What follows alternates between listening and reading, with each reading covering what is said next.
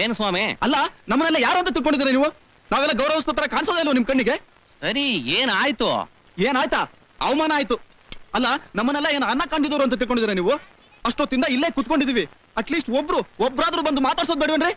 ತಾವ್ ಯಾರು ಅಂತ ಗೊತ್ತಾಗ್ಲಿಲ್ಲ. ಗಂಡಿನ ಕಡೆಯವರು. ಆ ಗಂಡಿನ ಕಡೆಯವರ?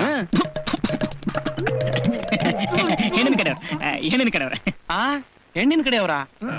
ಅದು ಒಂದ್ ರೀತಿ ನಾವು ಗಂಡು ಹೆಣ್ಣು ಎರಡು ಕಡೆ. ಸ್ವಾಮಿ, ಹೆಣ್ಣಿನ ಕಡೆಯವರು ಗಂಡಿನ ಕಡೆಯವರು ಅನ್ನೋದಕ್ಕೆ ಇಲ್ಲಿ ಮದ್ವೆ ನಡೀತಿದೆ ಅನ್ಕೊಂಡ್ರ? ತಿಥಿ ಸಿಕ್ಕಿರೋದು ಪುಕ್ಸಟೆ ಊಟ, ಬಾಯಿ ಮುಚ್ಕೊಂಡ್ ರೋಡ್ ಮೇಲೆ ಹಾಕ್ತೀರಿ.